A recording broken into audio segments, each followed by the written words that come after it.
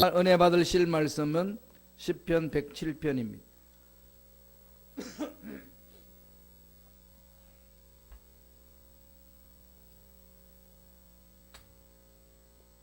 시편 107편 23절로 32절까지 말씀입니다.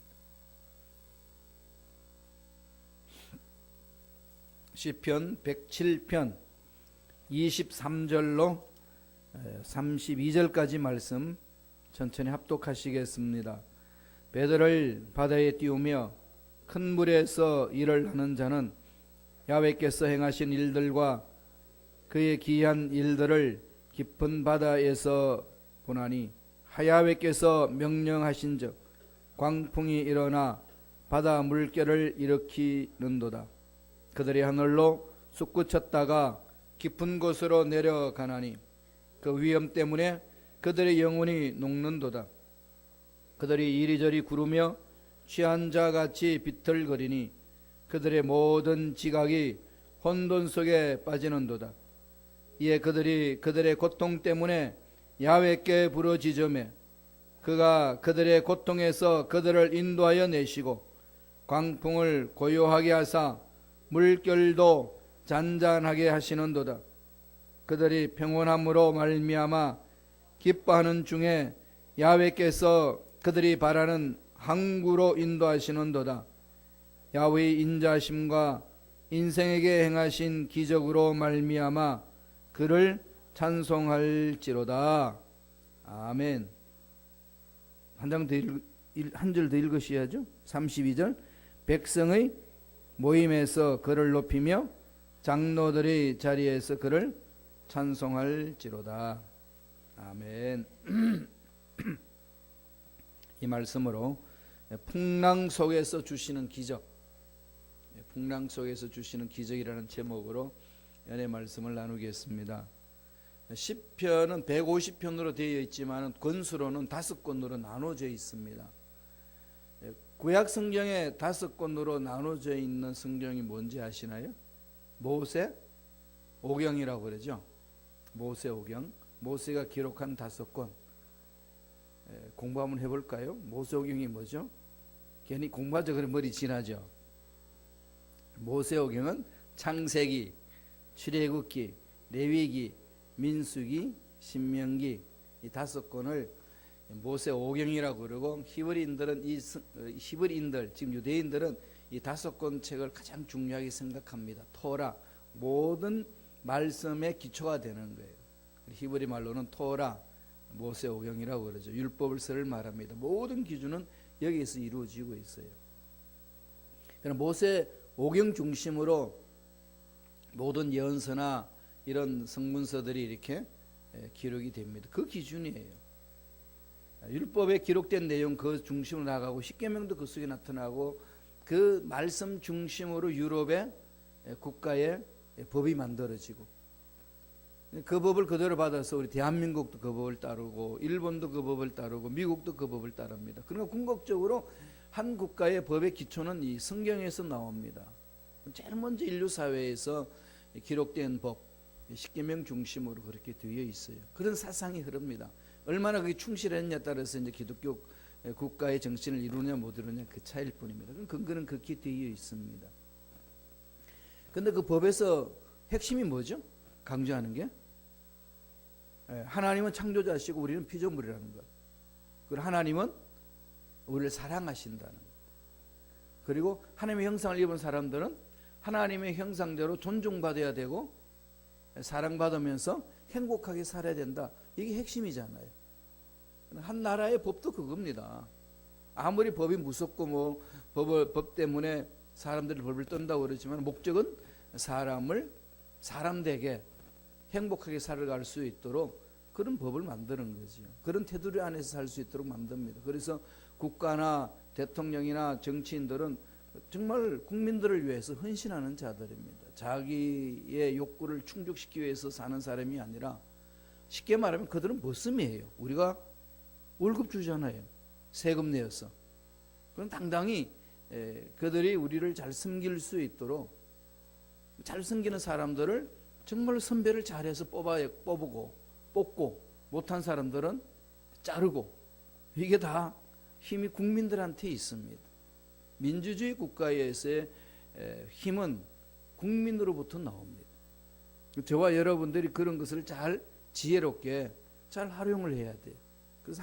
그래서 행복하게 만들어가는 겁니다.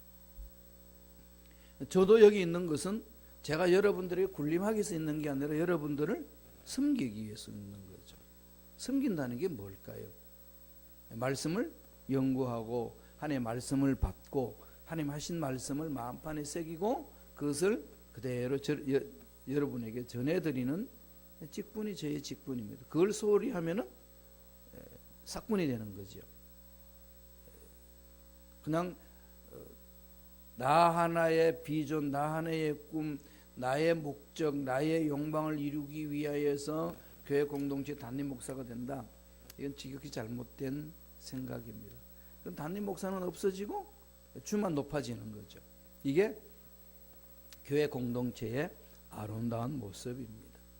항상 그 말씀 그렇게 강조하고 있어요. 그러니까 신명기 뿐만 아니라 창세부터 요한 신명기까지 5권을 그렇게 이루어졌는데 그게 기준에 따라서 시편이 편집이 되어 있어요. 시편 읽어보시면 여러분 1권, 2권, 3권, 4권, 5권 이렇게 나와 있죠. 그 기준이 모세 오경의 기준에서 나눠진 겁니다. 왜 이렇게 장박하게 말씀드리냐? 오늘 읽었던 시편 107편이 뭐라고 써 있죠? 제일 위에 제 5권, 제 5권. 107편에서 150편까지 이제 5권으로 되어집니다. 그 중에서 첫 번째 시라는 거죠. 근데 여기에는 제목이 붙어 있지 않습니다. 시편을 읽다 보면 제목이 있는 시가 있고 제목이 없는 시가 있죠. 사람들이 여러 가지 이야기를 많이 합니다. 무명시라고 그러기도 하고 또 어떤 사람들은 고아의 시다, 고아시. 이게 그게 없으니까 고아같이 단독으로 시편에서 말하고 있다. 제목이 없는 것을 말합니다. 오늘 읽었던 본문 말씀 속에서 이 시편의 107편을 읽으면서 제목을 좀 붙여주고 싶은 마음이 들지 않나요? 여러분 시편 110편을 읽었던 내용 중에 제목을 붙이려면 어떤 제목을 붙이고 싶으신가요? 그 중에서 읽으셨던 여러분 말씀 중에 보면은 이 4가지를 강조하는 게 있습니다. 1편에서 43편까지 내용 중에 그게 뭔가 하면은 8절을 한번 읽어보실까요? 자막을 통해서 시편 107편 8절을 다 같이 읽습니다. 야훼의 인자하심과 그를 찬송할지로다. 이 4번 나와요. 8절에도 나오고 15절에도 나오고 21절에도 나오고 31절에도 나옵니다. 우리 읽었던 31절에도 그 말씀이 있죠. 야훼의 인자하심과 그런 다음에 인생에게 행하신 기적으로 말미암아 그를 찬송할지로다. 저와 여러분을 위하여서 하나님은 기적을 행해 주셨다는 겁니다. 그런데 여기 시편이 기적을 행하셨다라고 하나님을 찬양하는데 시편 107편을 보면은요, 우리가 기대하는 그런 기적은 하나도 없습니다.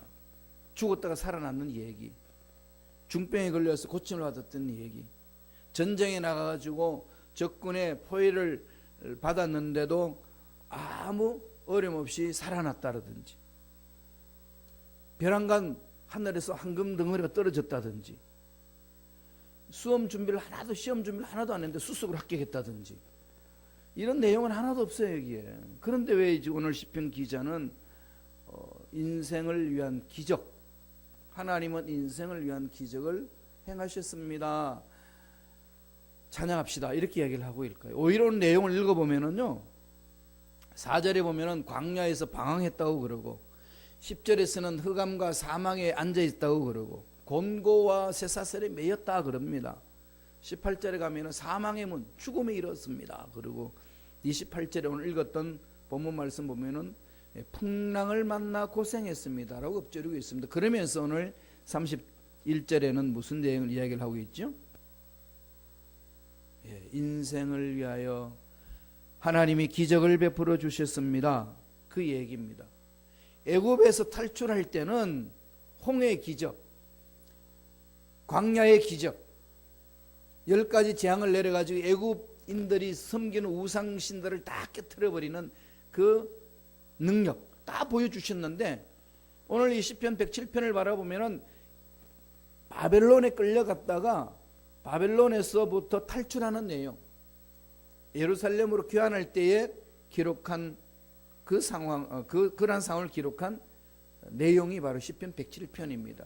그런데 그 기적을 이야기를 하면서도 정말로 애굽에서 탈출할 때처럼 했던 기적은 하나도 일어나지 않습니다. 그런 게 없어요. 그런데 기적을 행했다는 거죠. 인생을 향하여 하나님은 기적을 베풀어 주셨습니다. 어떤 기적을 말할까요? 그냥 단적으로 말하면은 저와 여러분 지금 기적을 체험하고 있습니다. 그 기적이 뭔가요? 죽었는데 예수 십자가로 인하여서 살아났다는 거. 그런데 이제 죽지 않고 영원히 산다는 거. 믿습니까? 근데 지금 다들 그냥 눈이 멀뚱멀뚱 하셔요. 그게 왜 기적이요? 여러분, 이건 정말 기적 중에 기적이에요. 영원히 산다는 거. 이보다 더 큰 기적이어도 암 환자가 이제 말기 선고를 받았어요. 앞으로 6개월밖에 못 삽니다. 그 선고를 받았는데, 그런데 하나님의 놀라운 은혜 가운데서 50년을 더 삽니다. 그걸 가지고 뭐라고 그러죠? 기적이라고 그래요. 우리는 죄로 해서 죽었다고 선고 받았습니다. 사형 선고자였어요. 그런데 하나님 뭐라고 그러셨죠? 안 죽고 영원히 산다. 이걸 가지고 뭐라고 그러죠? 그런가 보다. 그러시나요? 여러분 지금 죄로 인해 죽었다가 영원히 산다는 사실을요, 정말 깊이 묵상해 보세요. 그건 기적 중에 기적 아니겠습니까? 영원히 산다는 그 은혜, 이거는요 하나님이 베풀어 주신 정말로 기적입니다. 불신의 눈으로 보면 그게 우연으로 보이겠지만은 하나님의 약속의 말씀에 근거해서 우리의 삶을 살펴보면요 정말로 기적의 연속입니다. 정말 기적이에요. 지난번에 다 말씀드렸습니다만 두 다리로 넘어지지 않고 걸어다니는 사람 모습 보세요. 이렇게요 요새 과학이 발달되었지만 로봇 만든다고 두 다리로 걸어다니는 로봇 만들기가 얼마나 어려운지 아시나요? 그냥 띵뚱띵뚱 넘어지고요, 딱 걸어다닐 수 있는 로봇을 만들었는데 뭐 계곡이 있고 굴곡이 있으면요 걷기는 그냥 넘어져요. 그런데 사람들은 어떻게 하죠? 잘 걸어다닙니다. 참 하나님 베푸신 그 기적이 있지요. 오늘 시편 기자는 풍랑 속에 던져지는 일이 있다 한다 할지라도, 어떤 상황 문제 속에서 던져진다 한다 할지라도 하나님은 우리를 버리지 아니하신다. 기적을 주셔서 일으키신다. 이것을 지금 말하고 있습니다. 세 가지로 요약해서 설명해 주고 있어요. 어떻게 우리를 이끌어 주신다는 거죠? 첫째로 풍랑 속에서 기이한 일을 보게 하신다는 거죠. 풍랑 속에 던져지면은요 죽었구나, 그게 아니라 순간적으로 죽었구나, 이제는 끝났구나 라고 생각할 수 있을는지 모르지만은 그 속에서 하나님 베푸시는 기적을 맛봅니다. 다니엘이 간절하게 기도했더니 다른 신을 섬기는 자들은 사자굴 속에 집어 던진다. 이 궁정에서 방을 붙였습니다. 그런데 다니엘은 그럼에도 불구하고 간절히 기도했는데 결과로는 어떻게 됐죠? 사자굴 속에 던져졌습니다. 풍랑 속에 던져졌어요. 그 던져질 때에 마음속에 오는 비참함이나 고통은 얼마나 컸겠습니까? 기도해도 안 되네. 뭐 하나님 바라봐도 결국은 사자굴 속에 처박히네. 이런 마음이 들지 않겠어요? 전능하신 하나님 사자굴 속에 안 집어넣으시면 좋겠는데 그냥 집어넣으십니다.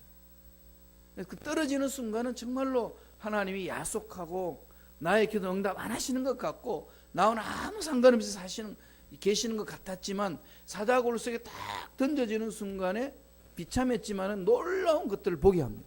봅니다. 뭘 보지요? 사자가 자기를 못 잡아먹어요. 일평생 한 번도 맛보지 못한 것을 보는 거죠. 그때 무엇을 체험했겠습니까? 하나님은 모든 것을 다스리시는 거야. 사자굴 속에 안 들어가면 그거 보겠어요? 그냥 머릿속에만 들어있지 실질적으로 그 문제 속에서 하나님이 만져주시는 그런 귀한 일들을 체험하지 못한다는 거죠. 그럼 우리들은 될 수만 있으면 고난 속에 안 들어가고 싶어요. 그죠? 이렇게 말하고 있는 저도 그렇습니다. 하나님은 가능하다면 이런 고난 속에서 허우적거리지 않게 하옵소서. 이런 마음이 간절해요. 그런데 하나님의 뜻대로 고난 속에 집어넣으실 때 있습니다. 그런데 그 속에 들어가면요, 평상시는 보지 못했던 것들을 보게 됩니다. 이게 하나님의 기적 아니겠어요? 그럼 이런 걸 맛보고 나면 고난이 두렵지 않는 거죠. 왜 안 두려울까요? 하나님이 기이하게 이루시니까. 희한하게 그 고난 속에서 나를 보살피신 은혜를 체험할 수 있기 때문에 그렇습니다. 말씀을 보지요. 시편 107편 23절 24절입니다. 다 같이 읽겠습니다. 배들을 바다에 띄우며 큰 물에서 일하는 자는 야훼께서 행하신 일들과 그의 기한 일들을 깊은 바다에서 보나니. 바다에 떠다니는 배는 항상 위험이 있습니다. 파도 치면 곤두박질할 수도 있고 어렵잖아요. 그런 파도가 무서우면은 배를 끌고 바다를 항해 못합니다. 그러나 그 배를 끌고 항해해 나가는데 하나님이 보살펴 주시는 믿음으로 가는데 풍랑이 일어날 때 하나님이 보살피시는 놀라운 손길을 체험한다는 거죠. 풍랑이 있기 전에는 전혀 맛보지 못하는 그 은혜를 맛볼 수가 있습니다. 기이한 일들을 바다 깊은 바다에서 보나니. 사실 풍랑이 막 일어나는 그 모습 27절에 보면은요, 뭐라고 이랬냐면 그들이 이리저리 구르고 취한 자 같이 비틀거리니 그들의 모든 지각이 혼돈 속에 빠지는도다. 한번 풍랑 속에서 한번 흔들려 버리면은 그냥 혼비백산하잖아요. 머리가 하얗게 된다는 거죠. 몇 번 곤두박질 치고 나면은 인생이 꼭 끝날 것만 같아요. 답이 없는 것 같습니다. 그런 속에서 하나님이 기이하게 행하시는 손길을 맛볼 수 있다는 겁니다. 욥을 보세요. 욥 동방의 의인이지 않습니까? 하루아침에 배가 망신합니다. 자녀 다 죽습니다. 자기 몸에는 욕창이 생겨가지고 가려워서 견딜 수 없어요. 깨어진 기어장을 긁고 있습니다. 그 모습을 지켜보고 온 부인이 너무 비참한 겁니다. 그렇게 하나님을 잘 믿는 욥이 왜 저 모양이냐? 그 여인이 너무 분통이 터지는 겁니다. 그럼에도 불구하고 욥은 하나님을 원망하지 않습니다. 그런 모습이 너무 꼴보기 싫으니까 부인이 뭐라고 그럽니까? 네가 믿는 하나님 어디 계시냐? 야, 욕 저주하고 너 죽어라. 정말 그냥 뭐 엄청난 욕을 던집니다. 그래도 욕은 흔들리지 않아요. 그러면서 깨닫습니다. 아, 하나님이 나에게 왜 이런 시련과 고난을 주셨는가? 돌아보니까 그 당시 동방의 의인이라고 그랬는데 자기가 정말로 의인으로서 멋지게 사는 줄 알았는데 교만했다는 걸 깨닫지 않습니까? 나는 아무것도 아니구나. 나는 아무것도 아니다. 이걸 고백하는 거죠. 사도 바울도 나중에 위대한 사역자로 기하게 사역하면서 늘 마음판에 새기는 게 뭡니까? 나는 십자가와 함께 못 박혀 죽었나니. 그래서 자기 자신을 부정하는 거죠. 하나님이 훈련시키는 것은 다른 거 없습니다. 내 힘으로 사는 것이 아니라 하나님의 힘으로 산다는 것을 가르쳐 주시기 위한 하나님의 방법이죠. 그러니까 시련이 오고 시험이 올 때는요, 낙심하지 말아야 됩니다. 그것은 우리를 연단시켜서 하나님 앞에 쓰임받는 일꾼으로 세우기 위한 거라는 거죠. 야고보서 1장 2절 4절 읽어보실래요? 저는 이 말씀을 참 좋아합니다. 다 같이 읽겠습니다. 내 형제들아, 너희가 여러 가지 시험을 당하거든 온전히 기쁘게 여기라. 이는 너희의 믿음의 시련이 인내를 만들어내는 줄 너희가 알미라. 인내를 온전히 이루라. 이는 너희로 온전하고 구비하여 조금도 부족함이 없게 하려 함이라. 조금도 부족함이 없게 하려 함이라. 하나님이 이 훈련을 시키고 시련을 받게 하시는 것은 마침내 부족함이 없는 김판우를 만들기 위해서 하시는구나. 이걸 바라보면요, 이 과정 속에 일어나는 어려움은 이겨낼 수 있는 힘이 생깁니다. 과정일 뿐이에요. 결과가 아닙니다. 이 과정 속에 오는 여러 가지 시련이 있고 어려움이 있고 고통이 있고 건너박질해도 마침내 훈련 받고 나면 하나님 멋진 그릇이 되어서 귀하게 쓰임 받을 수 있다는 겁니다. C.S. 루이스라는 유명한 우리 기독교의 이제 작가가 계신데 학생들을 가르치고 있었습니다. 교수 생활을 했는데 학생이 묻습니다. 교수님, 이 세상에는 왜 이렇게 고난이 많습니까? 정말 하나님 살아 계십니까? 라고 물으니까 교수님이 학생에게 이렇게 답변을 했습니다. 야, 인간이 그렇지 않아도 교만한 인간들인데 고난마저 없다면 얼마나 더 교만하겠냐?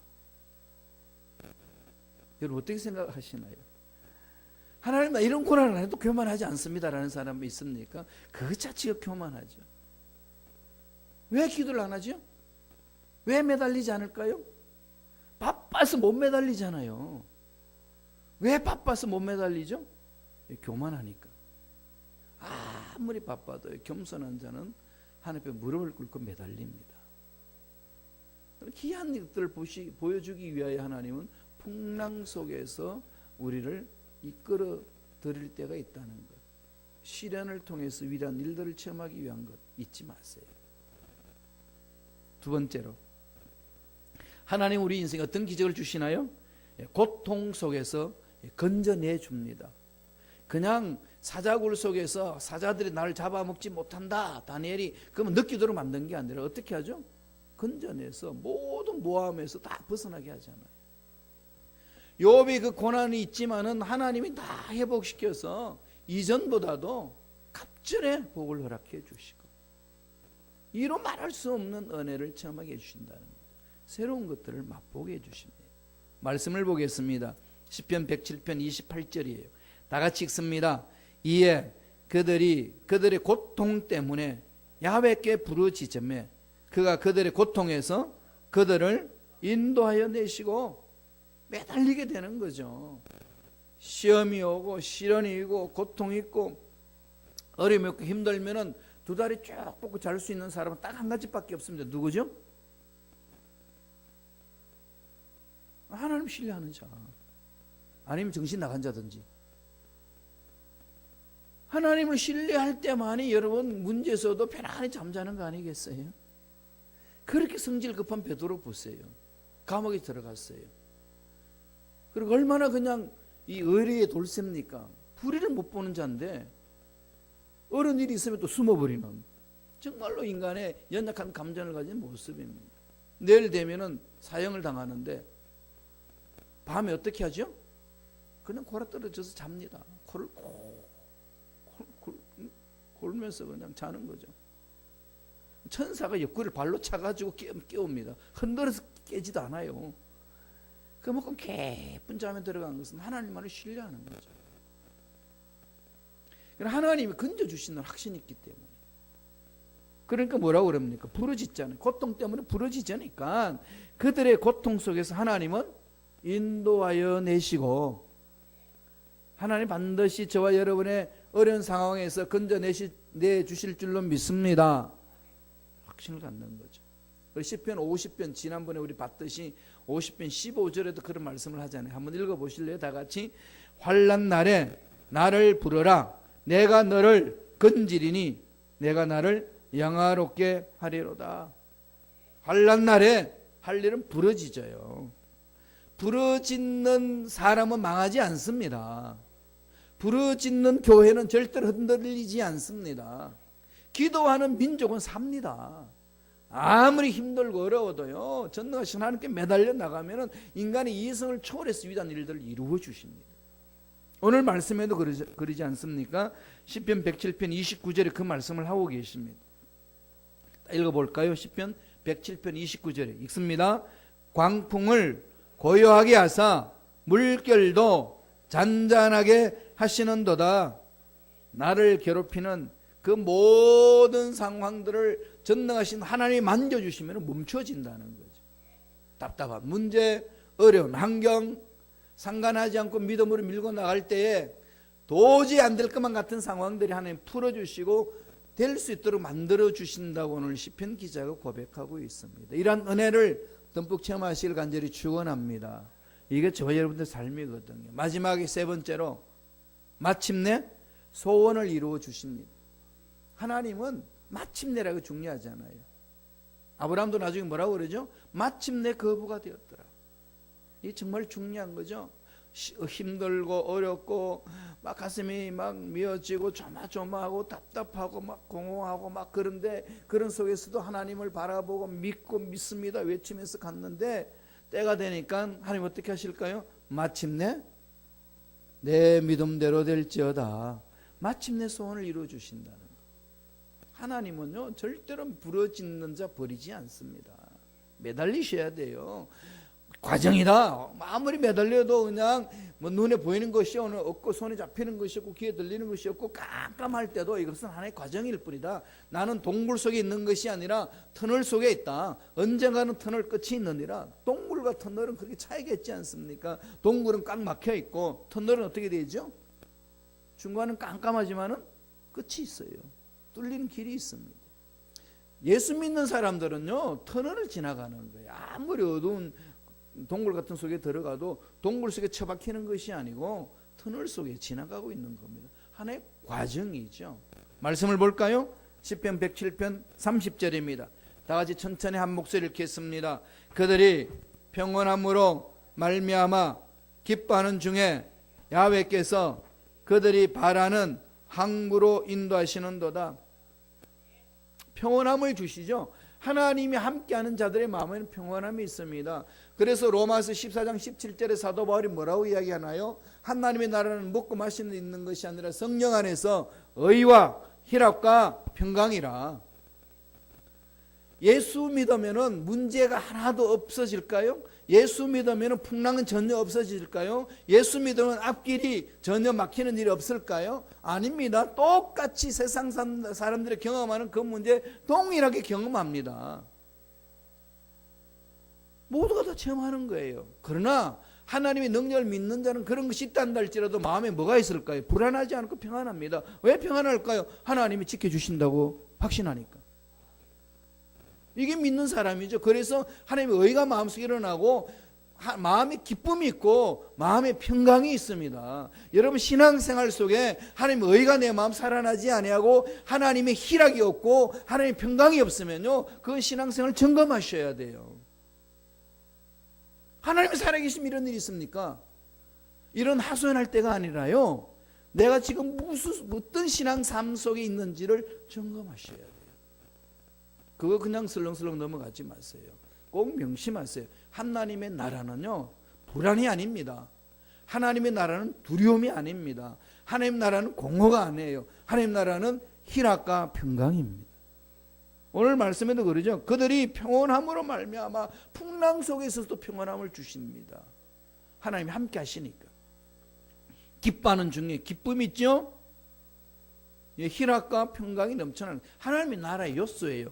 그러니까 하나님이 뭐라죠? 야훼께서 그들이 바라는 항구로 인도하시는도다. 풍랑이 일어 배가 이리 쓰러졌다 저리 쓰러졌다 방향 잃어버리고 곤두박질 치는 것 같았지만은 마침내 가고 싶은 항구로 이끌어 주신다는 거죠. 마침내 하나님은 우리의 소원을 반드시 이루어 주실 줄로 믿습니다. 이 소망 갖고 힘든 세상 힘있게 멋지게 살아내는 저와 여러분 되기를 간절히 축원드립니다. 간절히 기도하겠습니다. 하나님 아버지 감사와 찬양을 드립니다. 오늘도 우리에게 귀한 생명을 주셔서 하나님의 은혜 속에 잠기게 하시고 하나님이 기적을 베풀어 주셔서 어려운 상황 속에서도 이겨내게 해주시는 말씀을 주시니 감사와 찬양을 드리옵나이다. 어떤 상황 어떤 문제를 만나든지 간에 날마다 하나님이 주시는 희락과 하나님이 주시는 평강 안에 살게 허락하여 주시옵소서. 그런 은혜를 마음껏 체험할 수 있도록 축복하여 주옵소서. 예수 이름으로 매하노니 마음을 불안하게 하고 공허하게 만들고 힘들게 만드는 모든 원수 마귀들은 떠나갈지어다 사라질지어다 유시피로 모든 병만은 떠나갈지어다. 치유하신 하나님을 찬양합니다. 생각을 고쳐주시고 마음을 고쳐주시고 육체를 고쳐주시고 삶을 고쳐주시고 앞길을 열어주시옵소서. 하나님 은혜 감사히 귀한 예물 드립니다. 믿음의 손길입니다. 하나님이 반드시 공급해 주실 것을 믿고 믿음으로 예물 드립니다. 주여 받아주시고 흡족한 눈으로 채워주시고 평생토록 물질적으로 어려움 당하지 않도록 축복하여 주옵소서. 감사하고 예수님 이름으로 기도드리옵나이다. 아멘.